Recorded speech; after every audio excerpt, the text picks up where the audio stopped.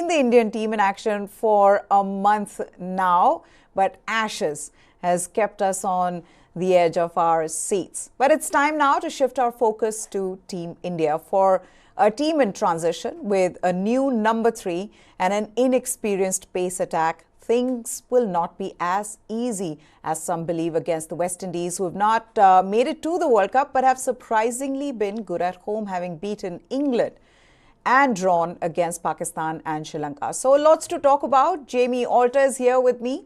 Vedam Jaishankar also joins us on the show. Guys, welcome. Don't think West Indies should be taken lightly. Jamie? Look, I think any previous tour that India went to the West Indies, I would say yes, but just for two factors. One, this is an Indian team in a bit of transition, a couple new players, a couple holes to be filled. And I just want to caution our viewers, whoever's watching, that don't confuse the West Indies team, which played abysmally at the World Cup qualifiers, with this Test team. The Test team, actually, when you look at it, it's actually half decent team. And because we have, I mean, I know Cheteshwar Pujara has been off-roaded for now, but there are still 3 of your top 4 or 5 are players who are in that final phase of their career. So if, and I know that if is a very, very big word, ifs and buts and all this stuff in cricket, if the West Indies collectively bowl quick, short, hostile, there are a few holes which I feel can be opened up wider. Plus, you look at India's bowling for this series. No Bumrah, no Shami. It's a rather inexperienced pace attack. I'm still having India as, I'm not going to use the word favorites. I'll put them ahead by a significant amount. But don't rule out West Indies maybe taking one of these 2 Test matches. Vedam, you agree?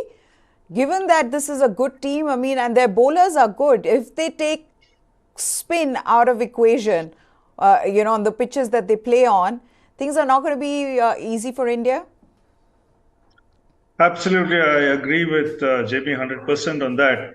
See, basically what happens is when you are a touring side, you need to be at least about 25% better than the home side to win. Otherwise, you can match them. To win, you need to be at least 25% better than the home side. But are we really 25% better? Not with this team.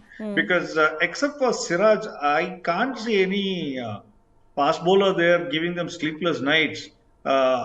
Maybe Saini, if he hits his bootstraps, he could be quite effective. But he hasn't played for a long time, and we don't know how he's going to shape up, especially as he came off an injury. So I think we are very, very weak on pace. I don't expect either Jaydev, Unadkat or Thakur or anybody to give them sleepless nights. But I think maybe if the wickets take spin, then we stand a chance, because the West Indies may not be very good against spin bowling, and we have about a few spinners right there who are right at the top of the ranking. So I think spin could be an asset for us, but it all depends on how the pitches are. If the West Indies pitches are not going to be conducive to spin bowling and going to be more for a fast bowlers, and usually the West Indies pitches are up and down, Usually, there are 2 bounce and 2 pace, 2 bounce. And that's what actually causes a lot of problems when you play against high-class fast bowling. And believe me, the West Indies still have a very good fast bowling attack. I won't say very good fast bowling attack they have. If they can do some good catching in the slips and behind the stumps, I think they will be a big threat. I don't think there's going to be an easy series at all, not with this current Indian team. Okay, let's talk about what could be India's possible playing 11. We're going to start with their batting. I want all of you who are watching to also put in the comment section below whether you agree with what we're putting up. But India play their first test against the West Indies on the 12th of July. That's less than 48 hours from now at the Windsor Park, Roseau, Dominica. And with a team in transition, all the attention will be on what is likely to be the playing 11 for India. The first big question is, in the absence of Cheteshwar Pujara, who will take that number 3 position? In all likelihood, Yashasvi Jaiswal will be handed a debut in the first test. But will he open with Rohit Sharma or will he come one down? That has to be decided. Now, it seems like he may be playing as an opener. And Shubman Gill, who the team management thinks should play in the middle order, is likely to come down to number 3. Yashasvi Jaiswal also ends up providing that left-right combination at the top, which will make it difficult for the opposition bowlers. And in the practice match that Indian team played among themselves, Yashasvi opened with Rohit Sharma and he scored 54 of 76 balls. The second question, so the first question is Yashasvi Jaiswal, he is going to make his debut in all probability, but will he be opening with Rohit Sharma? Will he come one down? That's the first question. Second is it going to be Ishan Kishan or S. Bharat as the wicketkeeper batter? Who is likely to play in the first test? So now the team management stuck with Bharat in the World Test Championship final, and while his glove work was very good, his batting let him down yet again. With the pitches in West Indies slower than in the Oval, Rohit and Rahul might give Ishan Kishan an opportunity in this series because of his quick scoring ability in a bid to fill the void created in Pant's absence. So that's the second question. Who will be the wicketkeeper batter? Is it going to be Ishan Kishan? Is it going to be Shrikar Bharat? Do let us know if you have any thoughts on that in the comment section below. Then the comeback man for this team, Ajinkya Rahane, who was the standout batter in the last series in West Indies in 2019. He is likely to come at number 5 and Ravindra Jadeja will likely play at number 7. Gentlemen, that seems to be what the batting is going to be like. But I'm going to ask you, Jamie, this is a transition phase for this team. And I wonder how seniors like Virat Kohli and Rohit Sharma be approaching this series, given there is a lot of uncertainty in terms of, who will be part of the team come the South Africa series, with all the pressure on them. How do you think they'll be approaching this series? Very differently, for the sole reason that Rohit Sharma has the dual pressure of being captain, right? He's been playing cricket for a long time, Neha. But I think this is only his 8th or 9th test match as captain. Majority of those have come in India. In fact, I think he's only led outside India once. And that was about a month ago or a few weeks ago at the WTC final at the Oval. So when you look at those kind of numbers in isolation, I believe there's far more pressure on him because he's older than Virat Kohli. He doesn't have the body of work in test cricket that Virat Kohli has. And then he's the captain. And because he's only captain once in test matches outside of India, I believe he has the burden. I mean, I'm not even getting to the fact that this is a new WTC cycle and he has to lead this team to a far better record than it had in this last cycle. He himself has said that he hopes to be there at Lord's 2 years from now. So against that backdrop, I believe he has a lot more to prove. Virat Kohli doesn't have the burden of captaincy. That cloak was long removed. But he is Virat Kohli, who has a far higher status in the test game than Rohit Sharma. And it's been 4 years that he's averaging 28, 29. So as a batsman, Virat Kohli will probably be hungrier. Also, he's gone to the West Indies now 3 times. He's played a lot more cricket in the West Indies. He's got double hundreds there. And he's the only Indian captain to win 2 test series in the West Indies. So Virat Kohli, to answer your question, will look at it purely from a batsman's perspective because of given who he was for 5 years, the number 1 batsman. Whereas Rohit Sharma has a lot more at stake because he's the captain. And there are murmurs of a new captain being groomed. The BCI has also given enough hints with the new selection committee coming in that perhaps tough calls will be taken in the not too distant future. So it's a very result-oriented game, and unfortunately, Rohit Sharma has to back himself as a batsman as well as a leader. So between the two, probably more uncomfortable right now for Rohit Sharma. Virat Kohli averages 35.61. He scored a double hundred in the West Indies in 2016, 250s in 2019. Like Jimmy was saying, hasn't been consistent in the last 2 years. But he's scored 186 against Australia the last time he played Test cricket. So are you expecting him to score big in the West Indies? Well, at least for India's sake, yes, of course, I expect him to score big. See, they usually say when we're covering cricket in the West Indies, they used to tell us that, whenever there was a high tide, especially in some of these grounds which are very close to the seashore, if there's a high tide, then in the night, that pitch gets refreshed and early morning it could be quite juicy.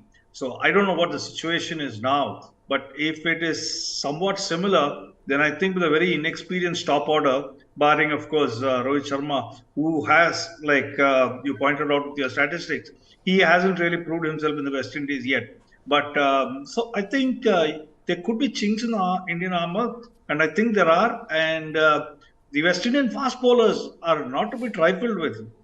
Alazari Joseph is an outstanding fast bowler, and I don't know if Gabriel is going to play, but if Yes, he he does, is. Yeah, he's yeah. going to be another outstanding fast bowler. And there is also Kemar Roche, who on his day can be quite a handful. So I think they're quite good, those West Indian fast bowlers. They're tall, they're pacey, they're nippy, and if they can get some sort of help from the pitch, they'd also be looking forward. See, they've had a bad series in this ODI. So they would also be trying to prove themselves, especially in front of their home crowd, because the West Indians love cricket. The crowd loves cricket, and they would like their players to do well, and they'll be behind them. So I don't think it's going to be an easy thing, and we need somebody like Virat Kohli at number 4, maybe Rahane at number 5, to provide some sort of stability there, especially if they rip apart the top order. Okay, let's also talk about one player. We're all excited to watch him play in the West Indies. Hopefully he gets a debut, and in all likelihood he will get a debut in the first match. Jamie, Yashasvi Jaiswal. Exciting to have just seen him, what he's done in the IPL, what he's been doing in domestic cricket, and this is a huge opportunity for him. How do you see that panning out? And do you think that he should open, or should he come one down?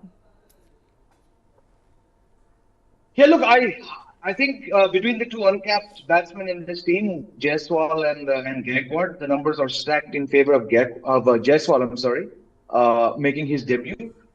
Just because you look at that, he's played 15 first-class matches, average 80. I mean, averages sometimes not to tell the whole story. I think the bigger or the more indicative stat regarding Jaiswal is that in these 15 first-class matches, he has 900s and only 250s.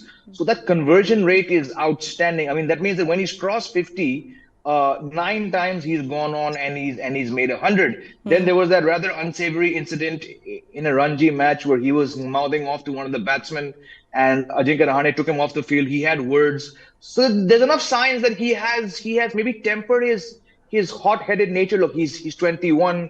He's tasted success at the under 19 level, Ranji level, IPL level. But I just think more than all that, the talent on view, it makes him. I mean, it's impossible for him not to start. Like I said earlier, where he bats to me is immaterial, because wherever you bat him, the form he's in, the kind of confidence he brings to this team, he's going to do well. If you want an answer, I would rather see him open, because that's probably where his future lies. That's not to say that he's not skilled to bat at number 3, but given the fact that his runs have come primarily as opener, and going back to my earlier point about Shubman Gill's future, in my eyes at least, very much being in the middle order, maybe this is the time to say, Jaiswal, you've ticked all the boxes to get here. Okay, boy, go open. And maybe Shubman, you're the future. You're a potential leader. You haven't had the best of times in Test cricket yet, but you're having a very good white ball year, a white ball season. We expect runs from you. Maybe it won't. If we dislodge you and bring you down just one spot, maybe not much to lose. So Jaiswal to open, and maybe Gill bat at 3. Do you agree, Vedam? I also feel like it may not matter given the kind of form that he's in, as Jamie was saying, but what it'll tell us is how the team management thinks and what they're thinking of for this team in transition, right? Because, I mean, Rahul Dravid has watched him, has mentored and guided Yashasvi Jaiswal from his under 19 days. He's seen him. He knows his strengths, his weaknesses. So it'll give us an idea of what they are seeing in Yashasvi Jaiswal. Having said that, do you think he should open as well, or should he come one down? No, Jaiswal, irrespective of how he does, should open the batting really, because one, he's a left-hander, and for any newcomer to come in, especially an opening batsman, he's itching to get out there. There's no point in making him wait to come at number 3 or number 4. Straight away, you should allow him to bat. It'll be good for his nerves if he gets going straight away, and he should be told that he's going to get a big run, not a short run. So even if he doesn't do too well, doesn't matter, because like Jamie rightly pointed out, he's about 21 or 22. So he's a long-term asset, even if he doesn't come good in the next year or so. But if he's got all the potential, and we all know that he has the potential, I think they should just bank on him and get on with it. But what I feel is they should also open with Shubman Gill and get Rohit Sharma to bat at number three, because Rohit doesn't have to prove anything, you know. And if these two youngsters can bat well, supposing there is a failure, then Rohit, of course, can take over and do a holding job. But otherwise, I think you should let the two youngsters bat together. And it also helps in another way is that, Jaiswal making his debut, he could even be overawed by the presence of Rohit Sharma at the other end. But if he's got somebody like Gill, who is on this same page as him, they can talk and they can chat and, they can get along easier. There's no senior junior right there. Immediately apparent. And I think also Indian team would be served better if Rohit Sharma could come at number three. And I think if this is going to be our opening partnership for the immediate future and a little later, I think they should go with Gill and Jaiswal, and Rohit Sharma can bat at number three. That's an interesting one, Jamie. Rohit Sharma at number three. I mean, when you see it, and what Vedam is saying makes sense. Like, you want to give both these guys, if this is your future opening combination, then why not give them the opportunity? I mean, at the end of the day, this is a team in transition. It's the best time. You do have few inexperienced players who are debuting. You have, the experience of Rohit Sharma and Virat Kohli in the middle order along with Ajinkya Rahane. Absolutely, there's a lot of merit to that, because it's barely been 4 years that Rohit Sharma has been a test opener. Before that, going back to his debut and all those years back and forth, he was batting in the middle order, lower middle order, to be honest. But from the 4 years that he's been opener, 1 year was lost to COVID, and probably another year was just lost to Rohit Sharma being injured, or unfit. So in isolation, he's not opened as much as perhaps you would commonly believe. And given the fact that the number three has traditionally been a player with tons of experience, or a player who's grown into that role. I mean, you look at it, 18 odd years, that number three spot in tests was occupied by Rahul Dravid and then Chiteshwar Pujara. So if you want to fill that spot, and again, when we talk about Rohit Sharma, we have to understand that he's no more a long-term prospect. He's got at best 2 more years, because he's 36 and very injury prone.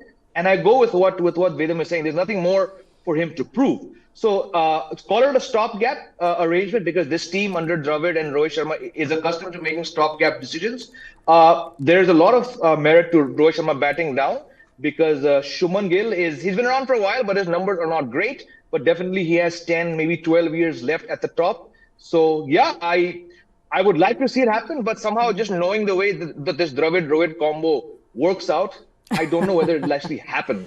Okay, what about Shubman Gill himself? I mean, has had an okay start really to his Test career, Vedam.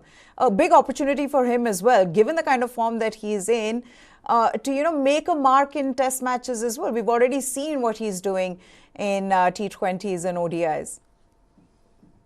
Yeah, but look at it this way. He's another person we all know has got tremendous potential. And, you can cut him some slack, give him some leeway, especially when you have people like Rohit Sharma and Virat Kohli around.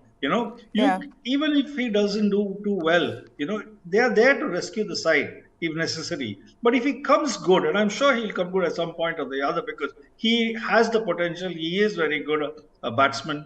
And so you should cut him some slack, allow him and Jaiswal to try. And I think the West Indies is the best place for them. They're far away from the Indian crowd. It's very difficult to bat in India with the Indian crowds, because the Indian crowds are very, very impatient. If you don't come good in one innings, they think you're useless. And immediately the media also starts promoting somebody else whom they like. That kind of thing will not happen so far away, in the West Indies. And you are not going to be under constant scrutiny like maybe you'd be in England, with the ball swinging and moving and seaming, with the even day to day, from morning to evening, the pitches, the weather conditions, everything could change.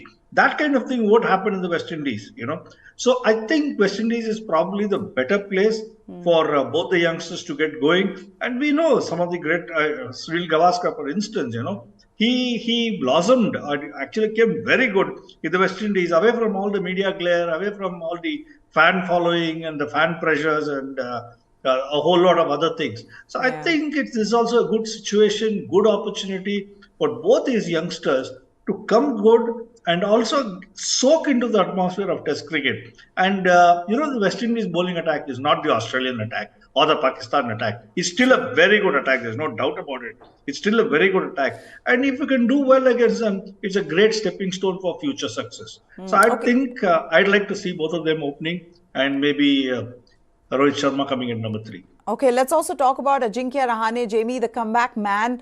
He averages 102 in the West Indies. That's how good he's been.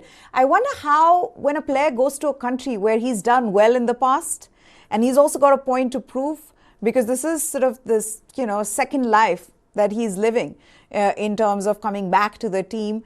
I wonder how he will be approaching this series. Yeah, I mean, a second life, and you look at the circumstances in which he's come back, not just come back, but now after one test match has been given the vice captaincy once again. So all that Ajinkya Rahane has been through as a player, as a leader within this Indian team, if there's one country he'd actually love to start this second or third life, it probably is the West Indies, because you look at him in 16 and 19 in particular, the imprint that he had in India. Six test matches. He's been there twice, 6 test matches, 4 wins, 2 draws, and his role in almost each of those matches has been very, very important. So just given the phase that Ajinkya Rahane at 34 odd finds himself, I'm sure he'd be very, very happy. And we hear players talk about muscle memory and all that jazz. Definitely, he would be looking back because he's also like Ashwin. He's a very astute, somewhat mild mannered, but rather astute reader of the game, and a very, very sharp mind, as his brief career as India captain has shown. So definitely, he'll just be hoping that he has a tour as good as 16 and 19 so that he gets more time as an India test player. I just had a conversation right now before this show began with my camera person here. And we were wondering who is going to captain this test squad in case Rohit Sharma goes, right? We're obviously talking about this team in transition. And we had a very interesting conversation where we actually couldn't find anybody, Vedam and Jamie. And I know that we, 3 of us, have discussed this on the show. And it's a difficult one. I feel the next couple of years are going to be the most difficult years for Indian cricket. Vedam? Yeah, absolutely. See, there must be some logic to what, the Indian cricket team or its selectors or its board works on. But I see no logic. You take this Ashes series, for instance, as soon as this Ashes series ends, both the teams are preparing themselves for the next Ashes.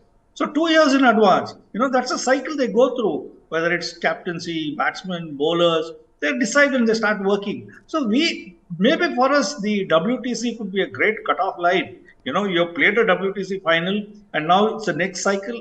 And if that's the thing that you're going to plan for, then the planning should start with everything from your captain, your vice captain, etc., etc. Now you have a vice captain who's been around for some time. So it looks like the vice captain might even quit or be retired even before the captain quits. It could be something like that. So that's not a situation to be in at all. They should have groomed somebody younger and kept him as a vice captain. And maybe when Rohit Sharma steps down, they could use that other person, the younger person, who would, be given a longer lease of life. If you look at the past, there was Dhoni, but even before Dhoni came in, even when Anil Kumble was the captain, you knew Dhoni was going to take over. And as soon as Dhoni was the captain, then they had somebody like Virat Kohli. So these guys, Dhoni and Kohli actually had a long reign. And if Rohit Sharma quits, is Ajinkya Rahane going to have a long reign? I don't think so. Yeah. Maximum a year or 2 years. That's all he's going to last. So I think we need to do a little better planning. And so far, especially in the last few years, I think the board has been very disappointing the way they have handled things. COVID could be their excuse, but I don't think it's a very convincing excuse. I know the other thing also, I think the reason for not choosing Shubman Gill as the vice captain and going to Ajinkya Rahane as the vice captain for this test series was because they don't want to put pressure on Shubman Gill, who's, like I said, who's trying to find his feet in test cricket. How right are they in that? That's again debatable. But we'll move on now and talk about India's bowling. We've been saying it's an inexperienced bowling attack when it comes to their pace bowlers. For a team that impressed the cricketing world with its fast bowling depth, is now struggling to find able replacements for their injured bowlers. And as a result, the Indian pace attack in the West Indies have a total of 88 tests between them, out of which Mohammad Siraj, he has played 52 of them. Inexperience is not the only problem. The replacements have neither the express pace that one needs nor supreme fitness. So in a country, despite slow wickets, you'll need at least 3 bowlers who will support Mohammad Siraj with the new ball. Let me first tell you the options. There is Mohammad Siraj, who will lead the attack. There is Shardul Thakur, who provides the all-round seam option after having played a crucial hand in the World Test Championship final at the Oval. He will definitely be there to provide that balance needed in the team. Then there is Jaydev Unadkat, there is Navdeep Saini and Mukesh Kumar. Unadkat provides variety with a left-hand angle that takes the ball across right-handers. Navdeep Saini has the pace, and I'm told he's slowly coming back to bowling his best. The third option is Mukesh Kumar, who has been impressive in the domestic circuit. The 29-year-old seamer from Bengal has the ability to swing the ball both ways and could share the new ball with Siraj. But let me just start this conversation, Jamie, of the inexperienced pace attack. How surprised are you, given that this was a team that really was boasting of very good fast bowlers? The bench strength was good, and anytime you got injured, it'll be like India was like England. I remember Ian Botham saying that India has a brilliant bench strength when it comes to their fast bowling. But here we are with 3 options who are not particularly young, who are not particularly fast, who are not the best. And India has to choose one of them to support Mohammad Siraj with the new ball.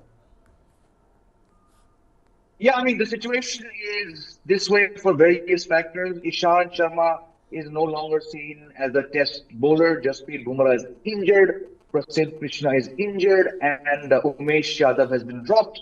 And Mohammad Shami has been rested. So when you look at that, five of the core bowlers who, I know I'm using the word core for Prasidh Krishna. He's uncapped at test level, but he was part of a couple, if not more, test squads. So if you look at the 5 who are not here for various reasons, they were the most successful when you put aside Prasidh Krishna. Mohammad Siraj, that said, he's literally only had, I think, two bad test matches so far. When he was thrust in for his test debut in 2020 at the MCG, he had experience, but it just goes back to something we've often discussed on this show. That was, as Kushant Sarkar said, that was the golden period of India A tours, and there was a very vibrant focus on India A cricket. So when Mohammad Siraj came into that test team, when he got his debut at the MCG, he'd already taken 65 wickets across 15-odd matches with the red ball playing for India A. None of these bowlers, unfortunately, can point to that kind of experience. I have no doubt that had Prasidh Krishna been fit, he would definitely have been making his debut tomorrow in the West Indies. Navdeep Saini, look, he's ticked all the boxes, domestic cricket, India A. He's got his chances, but I don't know how long. I think he's 30 Meha already, or nearing 30. Yeah. So I don't know how much they will pick for him. Then you look at the younger ones, they've just either the injury prone or they've not convinced enough. So yes, India's pace bowling stocks are nowhere near the health they were over the last 6-7 years. But when you consider that 4 people are not here for various reasons, 3 by injury, 1 because of workload, and the 5th because he's also injured, India are still having to make a fist of it. It's not to say that Mukesh Kumar doesn't have experience. He's played a handful of matches. I believe he's closing in on 150 first-class matches, done the rounds of Ranji Cricket, Duleep Trophy, played for India A. So it looks weak compared to the kind of riches we've had over the last 7-8 years. But it's not to say that this is an entirely hopeless attack, because Jaydev Unadkat is only 2 test matches old, but he's got so much experience. So I think given the fact that Shami is not around, Bumrah is not around, you should definitely start with Unadkat. No pace to speak of, but just that experience of so many first-class matches probably edges him in over Mukesh Kumar in my books. How much of this has to do with what Ravi Shastri and Bharat Arun were doing when Ravi Shastri was the coach and Bharat Arun was the bowling coach, Vedam? because I felt that was the time. There was a very clear-cut effort in trying to groom fast bowlers. And I remember in interviews, I remember interviewing Bharat Arun, I remember talking to Ravi Shastri, and one of the things they said that as soon as he took over, he said, I want to have a very good bench strength when it comes to fast bowlers. That's what will be, our main agenda. And they worked towards it. Not just in the way they mentored these players, nurtured them, but just the way they scouted some of the bowlers. They knew who to get in. Do you feel like that is lacking right now? It could be lacking basically because I think there is an issue with the selection committee. They're not good enough, really. You need to cast your net far and wide. Now, let's look at it. The ideal prototype of a fast bowler, which is virtually all around the world, you need to be 6'3", 6'4" tall. You need to be that tall so that it will help you. Mukesh Kumar has got a lot of wickets bowling in the Calcutta pitches.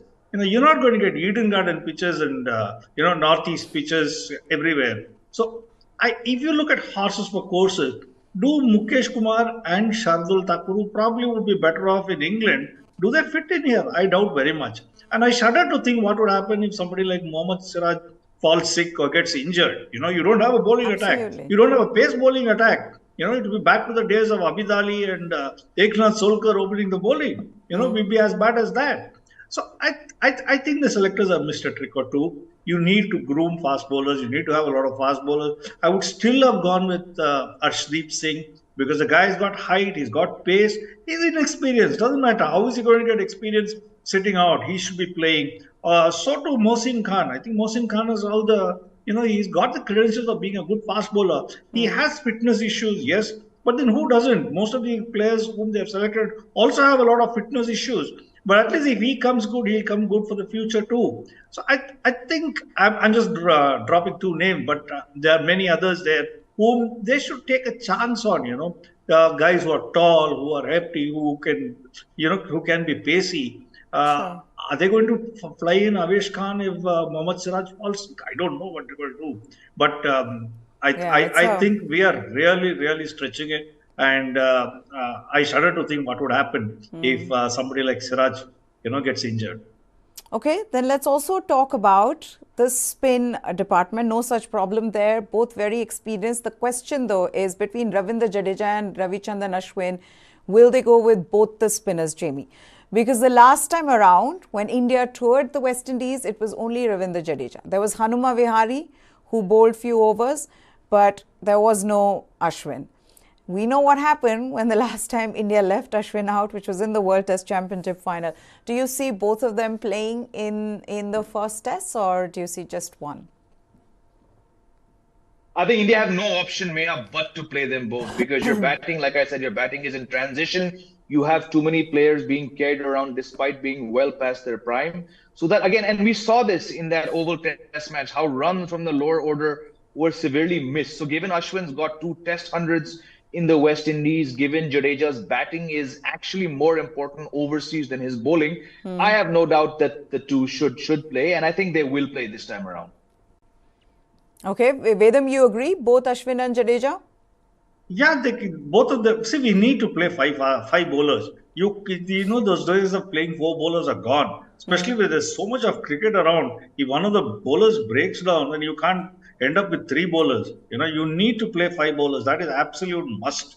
And we don't have all-rounders. If we are talking of all-rounder, it is Jadeja and Ashwin, who are the all-rounders who can also bat. So I think both of them have to play with 3 fast bowlers. That would be the ideal combination. Even if the pitch doesn't assist spin bowling, they can play a holding role. But I think both have to play. Okay, quick one then. Your scoreline for the series, Jamie? Again, like I said, India distinctly ahead, but I don't know. I wouldn't be surprised if it's 1-1. Probably nobody else will say this, but I'm just going to say 1-1. I think West Indies, what they owe their fans and the region after the disappointment of the last few years, I think they might find it in them to rally against a somewhat of a broken Indian Test team. Just a gut feeling. Vedam? I would still put it 2-0 for India because the issue is not so much with the Indian team. I think the issue is with the West Indies team. And they do not have the consistency to come good in two successive innings. So if they do well in the first innings, you can rest assured that they're going to flop in the second innings and vice versa. That's because, I mean, they've not showed any consistency for quite a long time now. And that I think that's what propels me to think that it would be. See, you can't expect people like Virat Kohli, Rohit Sharma, Ajinkya Rahane to completely fail. They would come good once Yeah. or at least twice in these series, and that could be good enough. So I think it would be India 2-0 rather than the West Indies winning anything.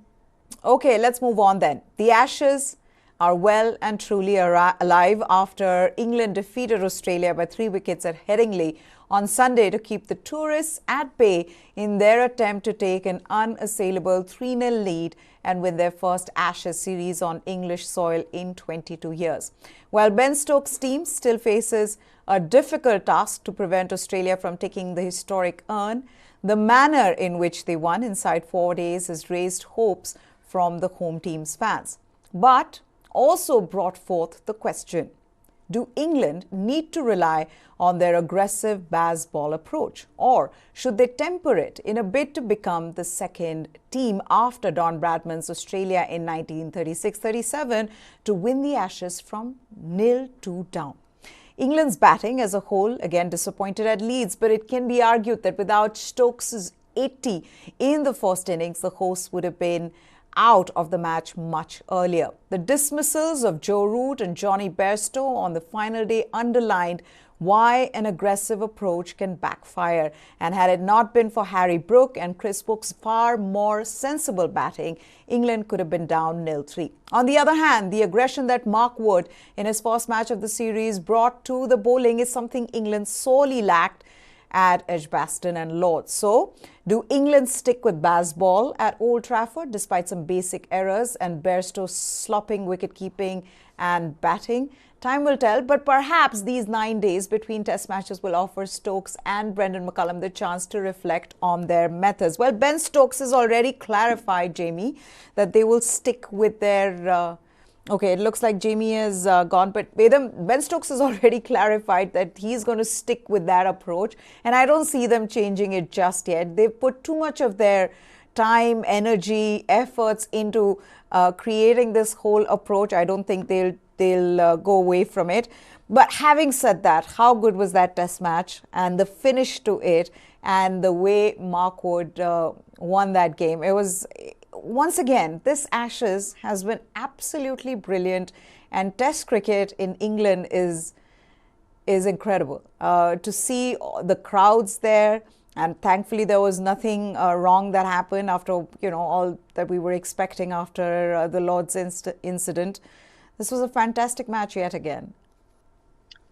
Yeah, I agree with you 100%. But let's look at it this way. Everything was going England's favor. They won the toss, the climatic conditions were good, the pitch was helpful, they had the bowlers. The bowlers, especially those two fast bowlers that they included this time, they had the bowlers.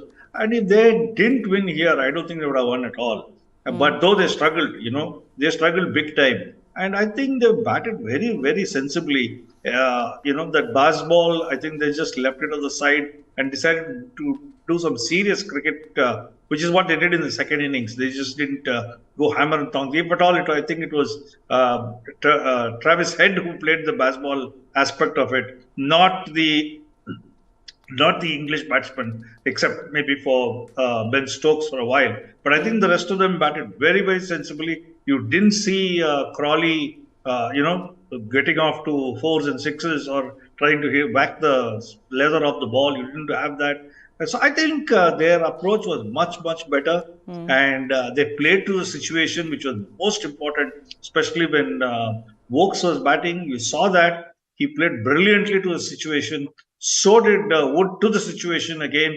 And of course, their main batsman, Brooks. He batted brilliantly. If you look at the innings that Brooks played earlier and compare it with what he played this time, I mean, there was a lot of maturity the way he Yeah. played this time, and he didn't try to keep hitting. And I think England settled down very quickly. They realized that baseball was not the way to go, and they needed to adapt. And I think the Australians were taken aback the way the English handled, especially when they spread the field and the English batsmen are not hitting, rather concentrating on singles and twos. I think that pushed the Australians back quite a bit. They didn't expect that. They thought they'll go for it. They didn't go for it. They were just pushing it into singles and twos. And I think that was the right strategy. If your opponent adopts a different strategy, you also have to play accordingly. And that's what England did this time. And I'm very Sure. glad they did it because that's given fresh lease to this Ashes series. Absolutely. Now, this is what Sunil Gavaskar has had to say about baseball. He's not too impressed. And there are many who are not too impressed with this baseball approach. He says, as for baseball, forget it. It happened against lesser quality bowling, but against a top-class Australian attack, it's back to good old grinding batting and not T20 shots. And Jamie, I think in this match and just the way England have played, even in the last two games, it's very clear that there's too much talk around baseball and maybe they need to temper it down because at the end of the day, the way they won was anything but baseball. I'll just beg to differ with Mr. Sunil Gavaskar. I don't know how much he watched. Baseball started against South Africa, which had the best pace, the fastest pace bowling attack of that time. They were down 1-0, having lost a test match. They had to bounce back. It came against Rabada, Nokia, all these guys. Then it came in New Zealand against a very good New Zealand pace attack, and now it's not working. So I wouldn't entirely agree with that. But you see, the thing right now just is, do England go with baseball or not? Right? Look at the situation this team was faced with. Okay, their baseball was being slammed left, right, and center. They were 0-2 down. They lost their vice captain Ollie Pope for the remainder of the series. They knew that Ben Stokes had a glute problem and would not be bowling. That's a massive blow. Then during the match, he flares up his back. Okay, Ollie Robinson came into this match not in, and then he had a back spasm, right? So they had enough problems. On top of being 0-2 down, you had three players, who were injured. And then you look at the scorecard, some 140 for 7, 120 runs behind. What does Ben Stokes do?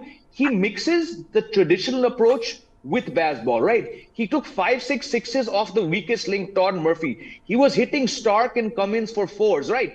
So they've not entirely discarded baseball. I mean, what did Mark Wood do? Mark Wood was sent ahead of more accomplished tailenders like Stuart Broad, whose highest score is 165 odd, and his first three balls go for 4-6-4. If that's not baseball, I don't know what is. So they're in this spot where they realize baseball is not working, but we have to try something. Harry Brook, like Vedam said, that 75 was outstanding, but it still came at a borderline baseball strike rate. What, to my mind, Harry Brook did was he didn't play those crap shots he was playing before, right? The crap shots on day 4 came from Johnny Bairstow. Atrocious shot. I would have him thrown away from the test team because he's batting horribly he's and not he's going dropping anywhere. catches. Exactly. They won't because they see him as this cult figure. But your cult figure is dropping not in this catches series, and he's not in this scoring series, runs. not after what has happened, Jatmi. Johnny Bairstow is not Exactly. going So anywhere.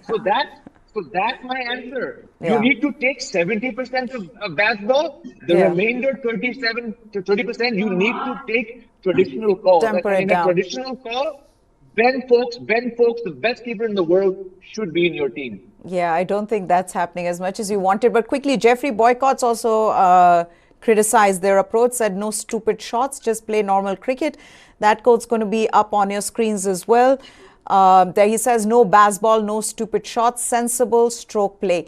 They did much better. Bat more like this today with brains as well as talent, and they can win again the next test. Quickly, guys, I'm going to wrap this up. Do you think England can come back to win this series? Quick ones, huh? 1 minute, so 30 seconds. Vedam? No, I don't think so. I think with Hazelwood coming back to the next test, England is cooked. Okay. Jamie? Somehow, though I started to read that term baseball is grating on me, I just think the kind of flair and spark they found by getting Wood and Wokes into the team, if they can just get rid of Bairstow and Moeen Ali and play Zach Crawley and a better keeper, this could be one of those epic series. I think you mentioned 1930 something. Don Bradman's team came back. Something says it's not out of the realm of impossibility. So I'm still going to stick my neck out and say this nonsense cricket will perhaps work for England this time around. Just have basic common sense, maybe not have nonsense. The other thing being, are we out of time? Are we completely out of time? Okay, great. We're out of time. I really wanted to talk about Mark Wood and how brilliant he was with the bowling as well as batting, but unfortunately we're out of time. The one thing he said though, which was funny, was when he was asked, can he bat higher up? Is he an all-rounder now? And he said, no, anything higher and I'll get a nosebleed. But he did well with the bat for his team to take them to win in the Ashes. That's it then. Jamie Alter, Vedam Jaishankar for joining us here, guys. Thank you once again. That's it from us. How do you like our programming? Do let us know in the comment section below. We love bringing it to you. News 9 Live is what you need to subscribe to for all the latest from the world of sports. Goodbye. Thanks for watching.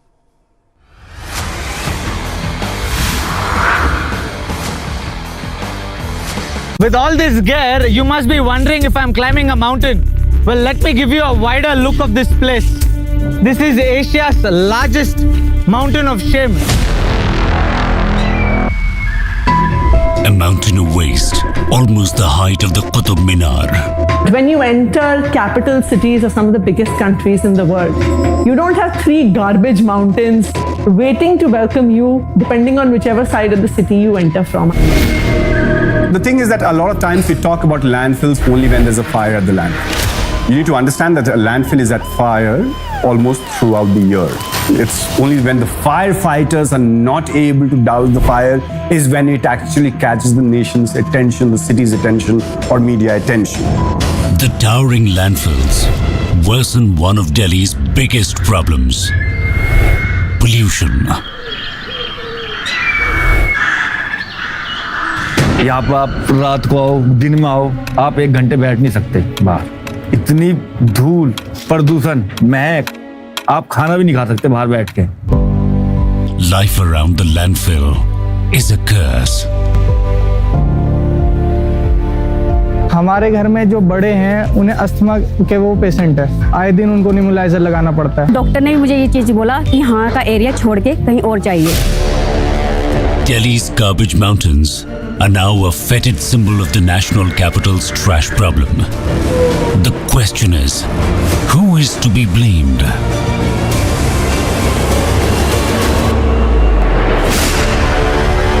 Watch Delhi's Garbage Mountains.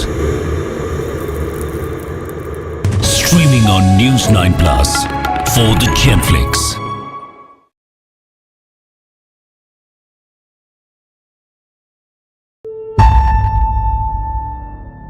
The only way I can protect Ram Setu henceforth is if it is declared as a national